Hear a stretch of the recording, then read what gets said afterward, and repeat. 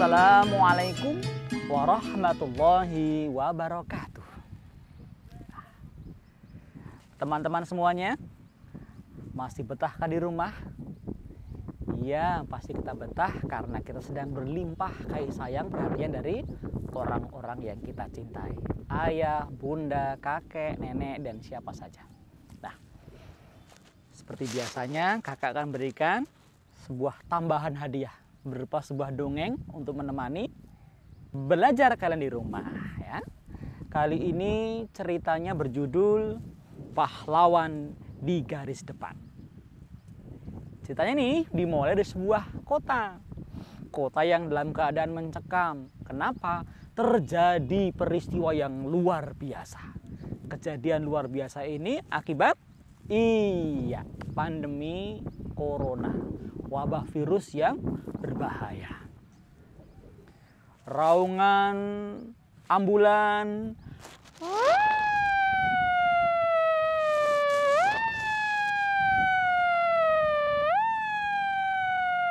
antri silih berganti menuju ke ruangan gawat darurat membawa pasien yang terkena penyakit itu.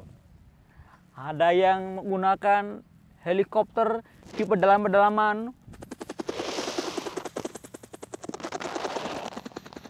mendarat di helipad sebuah rumah sakit pula. Nah, disambut oleh para dokter, suster atau perawat, petugas rumah sakit, dan juga petugas kebersihan serta rohaniawannya. Mereka diperiksa, dideteksi, didiagnosa apakah benar terkena atau terpapar penyakit itu. Dokter, rasanya sudah tidak kuat lagi, dokter. Seorang kakek-kakek yang payah. Keadaannya sangat payah. Sudah lama ia menderita penyakit bronkitis atau penyakit paru-parunya. Dan orang seperti ini sangat mudah terkena penyakit baru namanya COVID-19 itu. Coba mendekat. Dokter pun mengambil stetoskop, didengarkan detak jantungnya. Didengarkan gemuruh paru-paru yang ada dalam badannya. Apa yang kakek rasakan? Rasanya tersumbat kerongkongan tenggorokanku. Berat di pernafasan. Terus kepala sakit. Sudah berapa lama? Sudah seminggu, dokter. Terus ingus nggak begitu banyak. Batunya kering menyiksa. Oh begitu ya. Seminggu kek? Iya. Kemudian diambil sampel dari ludahnya. Kemudian diperiksa. Dan ternyata kakek ini benar-benar mengidap COVID-19. Bukan hanya kakek itu. Di tempat lain juga serupa. Banyak yang mengalaminya. Satu hari di sebuah perempatan, lampu merah. Sebelum lampu merah menyala, ada sebuah kendaraan melaju cepat. Rupanya sebuah kendaraan di luar daerah. Dan di sampingnya ada seorang tukang ojek, ojek online nih, dengan jaket khasnya, warna khas kebanggaannya. Dia berjalan lambat-lambat karena sopirnya atau tukang ojeknya sedang tidak konsentrasi. Kenapa? Penumpang sepi, anaknya banyak, kemudian kebutuhan meningkat, pendapatannya sangat menipis. Ketika ia berjalan kurang konsentrasi, mobil di sampingnya tadi menurunkan kaca jendela. Tanpa disangka dikira ada seorang ibu-ibu yang badannya besar, bersin teman-teman, bersin keras sekali. Dan bersinnya itu ditutup mulutnya dengan sebuah tisu. Orang ini kurang menjaga sopan santunnya. Tisu dibuang begitu saja. Terdengar suara kecil dari tisu tadi. Hore!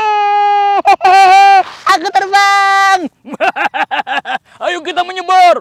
Ayo sama-sama kita cari inang baru! Ternyata tisu tadi basah oleh droplet yang di dalamnya adalah virus-virus corona. Twang! Terkena helm pengemudi ojek online. Kemudian, aku dapat inang baru! Terlempar lagi. Twang!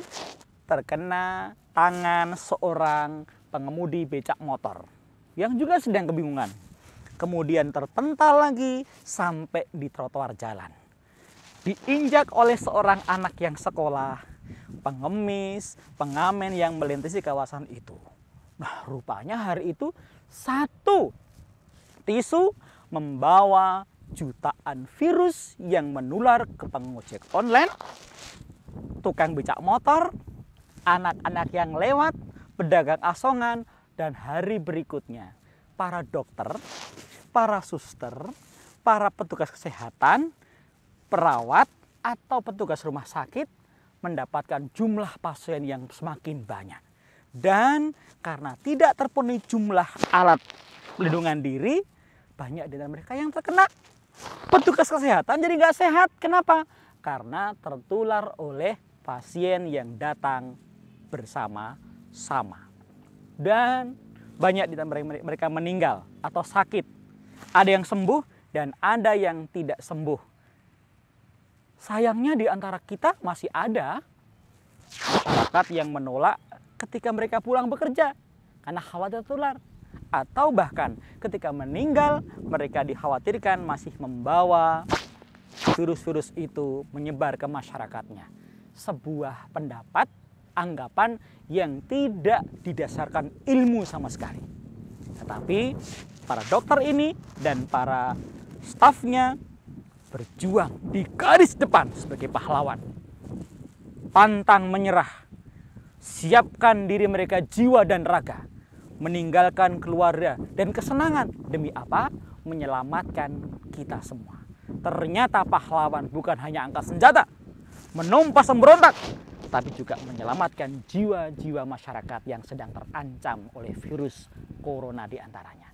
Jangan lupa, di rumah kita beribadah dan berdoa. Semoga para dokter, para perawat, petugas rumah sakit, kesehatan, kru ambulan, dan para penolong lainnya, polisi, tentara, tim kesehatan, semuanya diselamatkan Allah, dijaga, dan mereka dapat terselamatkan dari bahaya virus ini, bisa kembali sehat dan berkumpul dengan keluarganya. Amin ya robbal alamin.